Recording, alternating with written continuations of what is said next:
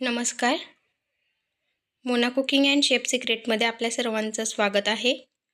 आज आपण पटकन झटपट बनणारा आणि चविष्ट असा नाश्ता बनवणार आहोत. चला तर मग सुरुवात करूया. आपण सर्वात आधी मी 2 मोठे बटाटे उकळून घेतलेले आहेत आणि बटाटे पटकन थंड व्हायला पाहिजे म्हणून त्यांना कापून बाजूला ठेवून दिले. त्यांचे 2-3 तुकडे करून बाजूला ठेवून दिले आणि त्यांना बारीक किसून घेते. तुम्ही मॅश करू शकता, पण मॅश केल्याने 1-2 गुठी त्याच्यात राहून जाते. गुठी नको पडायला म्हणून मी त्याला किसणीने किसून घेते. अशा पद्धतीने आपल्याला बटाटे किसून घ्यायचे. व्हिडिओ सुरुवात करण्याआधी लाईक, शेअर, सबस्क्राईब करा, बेल आयकॉन प्रेस करा, जेणेकरून अशाच पद्धतीने नवीन नवीन व्हिडिओ तुमच्यापर्यंत पोहोचत राहतील. आपण व्हिडिओ तर बघतो, पण सबस्क्राईब करायचं विसरून जातो, म्हणून सर्वात आधी सबस्क्राईब करून द्या.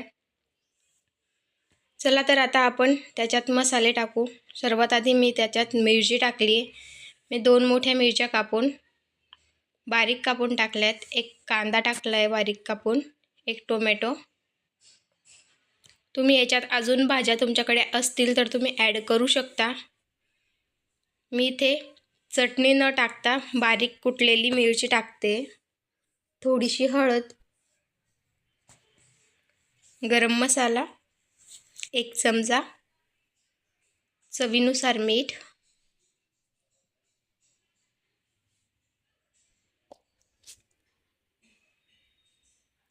आणि थोडंसं कच्चं जिरं,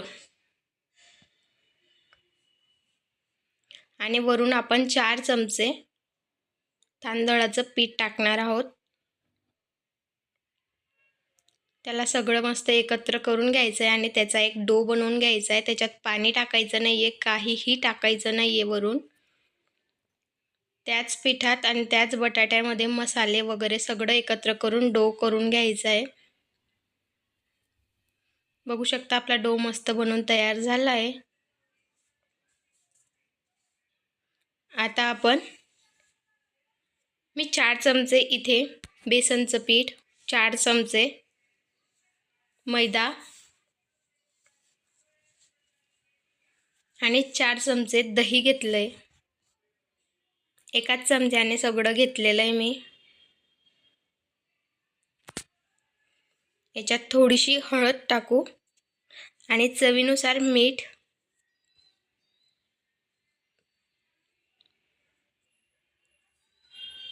त्याला आपण एकत्र करून घेऊ. याच्यातही आपल्याला आधी पाणी टाकायचं नाही आहे.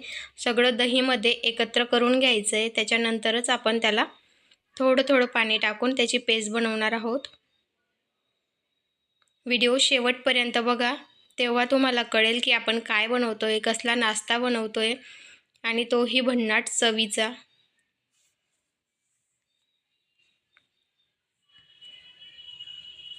आता आपण त्याच्यात थोडं थोडं करून पाणी टाकणार आहोत. एकदमच सगळं पाणी टाकायचं नाही आहे. बघू शकता इथे अशा पद्धतीने तुम्ही पेस्ट करायची आहे. जास्त पाणी लागत नाही, कपभर पाण्यात सगळं होऊन जातं. आता मी हाताला थोडं तेल लावून घेतलं आहे आणि जी आपले बटाट्याचं आपण डो बनवून घेतलेला आहे त्याचे थोडे थोडे छोटे अशा पद्धतीने तुम्ही कटलेटप्रमाणे कुठलाही आकार देऊ शकता. तुम्हाला जो आकार आवडत असेल त्या आकाराने तुम्ही ते कटलेट बनवून घ्यायचे आहेत. मी इथे गोल आकार दिलेला आहे. ते असंही हाताला चिपकत नाही, पण तरीसुद्धा मी थोडंसं तेल लावून त्यांना बनवते. गोल आकार द्यायला आपल्याला सोपं पडतं.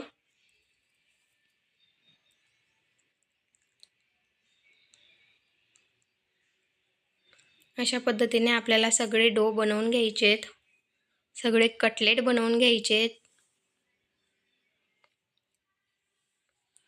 आता आपण हे कटलेट त्या पेस्टमध्ये टाकू आणि चमच्याच्या साहाय्याने किंवा कशानेही ते मस्त अशा पद्धतीने तेल गरम करून ठेवायचं आहे तव्यावर आणि मस्तपैकी जेवढे मावतील तेवढे त्याच्यात टाकायचे. तुमच्याकडे पॅन असेल पॅनमध्ये तुम्ही टाकू शकता.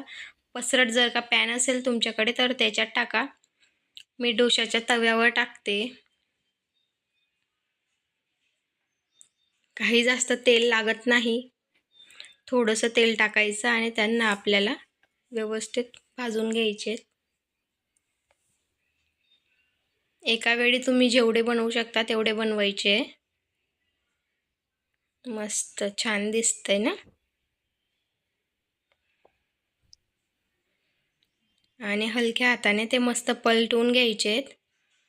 लो मीडियम फ्लेमवरच आपल्याला ते बनवायचे आहेत. हाय फ्लेम केली तर ते कच्चे राहतात, म्हणून लो मीडियम फ्लेमवर आपल्याला त्यांना हळूवार मस्त शेकून घ्यायचे आहेत.